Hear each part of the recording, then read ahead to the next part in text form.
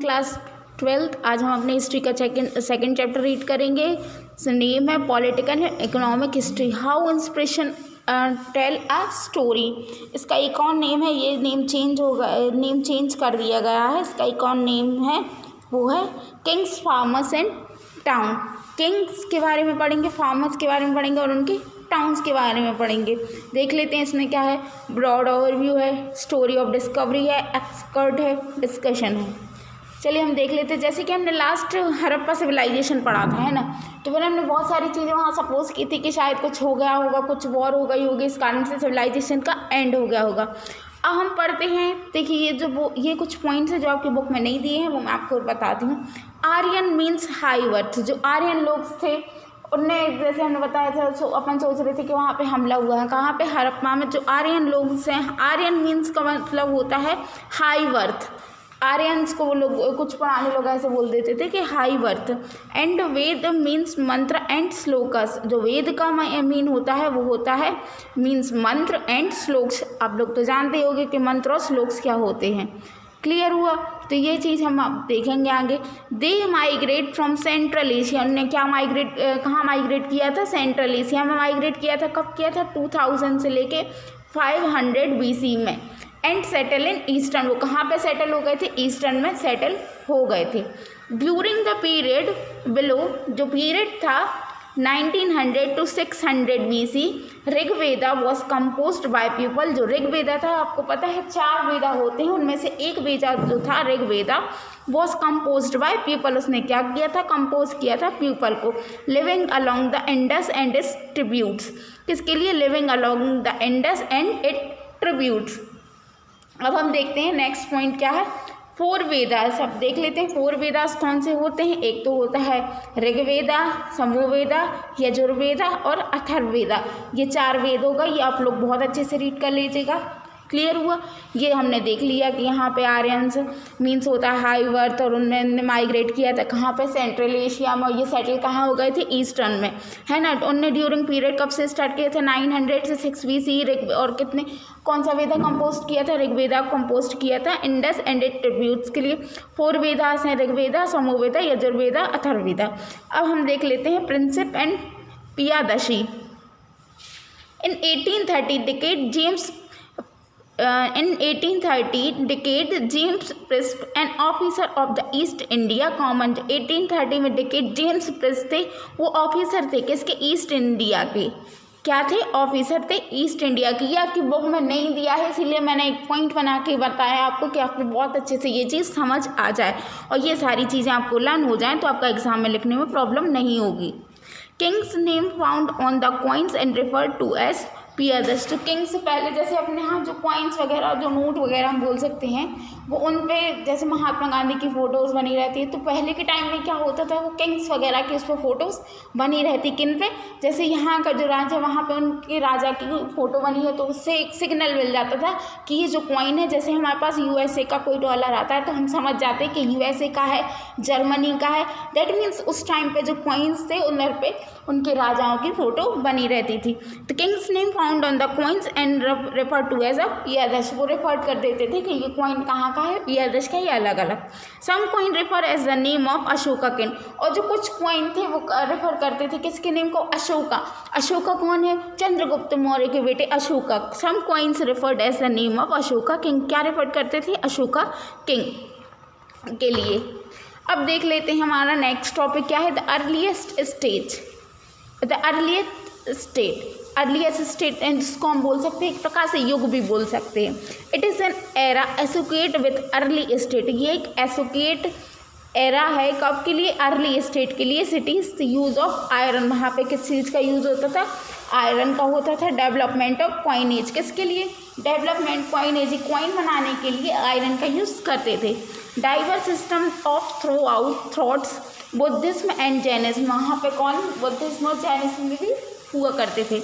Most IMP जो है वो है महाजन। अभी एक नया पॉइंट आता है कि इसमें महाजन क्या होते हैं? महाजनपद और महाजन, जैसे भी हम बोल सकते हैं जिला पंचायत, जनपद वगैरह होते थे, वहाँ पे भी थे। अब देख लेते हैं महाजनपद। मेन फीचर्स ऑफ 16 महाजनपद कितने थे? 16 महाजनपद। ये चीज़ आप बहुत अच्छे से लर्न करना है, ये बुक में इतने अच्छे से नहीं दी, इसीलिए मैं आपको नोट्स में और पॉइंट्स में एक्सप्लेन कर रही हूँ। Most mahajanapada was ruled by king.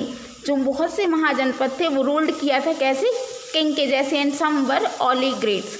ओलिग्रेट्स का मतलब होता है वह राज्य जो कुछ ही लोग द्वारा शासित हो। कौन सा? ओलिग्रेट्स का मतलब होता है वह राज्य जो कुछ ही लोगों द्वारा शासित हो, है ना। Each mahajanapada have a capital city which often strong. जो कुछ महाजन थे हैड अ कैपिटल सिटी, उनकी एक कैपिटल सिटी हुआ करती थी, विच ऑफ्टन स्ट्रॉन्ग, वो बहुत ज़्यादा वहाँ पे स्ट्रॉन्ग हुआ करती थी। Each mahajanapada had a well maintain. कुछ महाजनपद वेल मेंटेन मतलब बोल सकते हैं बहुत अच्छे तरीके से रहते थे। स्टैंडिंग आर्मी एंड रेगुलर, वहाँ पर उनकी आर्मी भी बहुत अच्छी थी और वो रेगुलरली वहाँ वर्क भी बहुत अच्छे से करते थे। तो ये चीज़ हमने क्या पढ़ ली? महाजनपद के बारे में पढ़ ली। अब देख लेते हैं main features of Magadh. Magadh आप लोगों ने सुना ही होगा, जैसे आप लोगों ने देखा होगा चंद्रगुप्त मौर्य, बहुत बार टीवी सीरियल पे भी देखा होगा। तो मगध, चलिए हम देख लेते हैं मेन फीचर्स क्या है मगध के। Magadha Bihar became the most powerful mahajanapada. Magadha कहाँ था? Bihar. Became the most powerful mahajanapada, ये कौन सा बहुत ज़्यादा पावरफुल क्या था? महाजनपद था। कौन? Magadh. There were mountain around it. यहाँ वहाँ उसके क्या दिखाई देते थे? माउंटेन्स दिखाई देते थे। Iron mines very huge in quantity and used for tools weapon fertilize land. Iron mines का बहुत ज़्यादा ह्यूज क्वांटिटी में, मतलब बहुत ज़्यादा क्वांटिटी में यूज़ होता था। किस लिए यूज़ होता था? For tools and weapons, tools बनाने के लिए, वेपन्स बनाने के लिए, वहाँ पे फर्टिलाइज लैंड के लिए यहाँ पे क्या किस चीज़ का यूज़ होता था? आयरन का यूज़ होता था। Boats were used for communication and trade purposes. Boat जैसे हम बोल सकते हैं नाव का यूज़ यहाँ से वहाँ सामान ले जाने के लिए, वहाँ पे क्या यूज़ करते थे? बोट्स का यूज़ करते थे। क्लियर हुआ? अब हम अपने नेक्स्ट टॉपिक को देख लेते हैं क्या है। अब है हमारा अर्ली एम्पायर। देख लेते हैं अर्ली एम्पायर का। Mauryan empire found by Chandragupta Maurya. ये तो सबको पता है, जो मौर्यन एम्पायर फाउंड किया था वो किसने किया था? चंद्रगुप्त मौर्य ने। कब किया था? 321 BCE में। ये बहुत अच्छे से लर्न करना, कब किया था? 321 BCE में। He denoted the last Nanda ruler. उनने किससे लिया था? जैसे आप लोगों को पता है नंदा रूलर से उन्होंने लिया था। किससे? धर्म Nanda with the capital of Pataliputra. आप लोग ने ये भी देखा होगा, पाटलिपुत्र हम 11th में पढ़ते आ रहे हैं, है ना। किसी से ने ये राज्य ले लिया था, हम आपको बहुत अच्छे से समझा दे रहे एकदम। जो चंद्रगुप्त मौर्य थे वहाँ पे जो पहले राजा थे उन्होंने उनसे ये राज शासन ले लिया था और खुद ने रूल किया था, है ना। उसके बाद देख लेते हैं a treaty was sign gave Chandragupta eastern Afghanistan and Baluchistan administration of Mauryan empire. वो कौन थे? एडमिनिस्ट्रेशन थे किसके? मौर्यन एम्पायर के। There were 5 major political centre. उनके पास 5 मेजर पॉलिटिकल सेंटर थे। पॉलिटिकल सेंटर का मतलब हम बोल सकते हैं राजनीतिक स्थान इन द एम्पायर। किसमें? एम्पायर में। द कैपिटल ऑफ पाटलिपुत्र, एक कौन सा था? Pataliputra. And the pronunciation 10 centres of, एक दूसरा था तक्षशिला एंड तोसाली, और बहुत सारे थे जो आप लोग रीड कर लीजिएगा। क्लियर हुआ? कौन सा था? एक तो हमें याद रखना है कौन सा? पाटलिपुत्र, तक्षशिला, तोसाली और बहुत सारे थे। ये क्या थे? पॉलिटिकल सेंटर्स थे। कम्युनिकेशन अब देख लेते हैं। Communication along both land and river. वो कम्युनिकेशन कैसे करते थे? बोट से भी करते थे और रिवर से भी करते थे, है ना। रूट्स बहुत इंपॉर्टेंट, जर्नी जो रूट्स थी वो बहुत इंपॉर्टेंट थी। किसके लिए? जर्नी के लिए। जर्नी बोल सकते हैं हम यात्रा के लिए। From the centres of the pronunciation could have take weeks and protecting for those who are move by army. अब यहाँ से वहाँ जाने के लिए उनको कितने 1 से 2 हफ्ते लग जाते थे।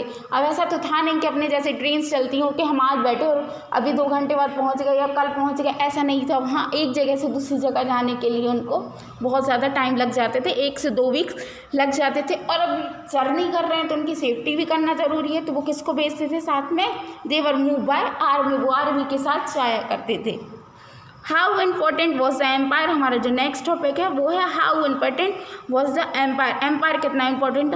Mauryan empire ruled Indian for about 150 years. इनने कितने ईयर्स रूल किया? 150 ईयर इनने रूल किया था। किसने? मौर्यन एम्पायर ने। It extend control as for the north west Afghanistan. किसको कंट्रोल करके? North west Afghanistan. Second, India was the colonial rule. India में कौन सा रूल चलता था? Colonial. And was the part of British empire. वो भी एक क्या था? एक पार्ट से था मौर्यन एम्पायर का 19th and 20th century India Western found the emergence of Mauryan Empire. Many of historians found the message of Ashoka inspired very different from the most other ruler. जो अशोका एम्पायर था वो बहुत अलग थे सब रूलर्स से. New notions and kingship shape in king city in the south. The kingdoms that emerged. अब देख लेते हैं साउथ में और शेप्स में क्या है. द चोलास चेरास यहाँ पे सरदार ने और साउथ वालों ने राज किया था, है ना. देवर लीडर जैसे कुछ भी वहाँ पे लड़ाई झगड़े होते थे तो किसको अपने सरदार को बुलाया करते थे. कुछ भी जैसे कुछ भी चीज़ें होती थी वहाँ पे किसको बुलाया करते थे, सरदार और जिनके शेफ हुआ करते थे. क्लियर हुआ. इसके आगे के टॉपिक हम नेक्स्ट वीडियो में डिस्कस करेंगे.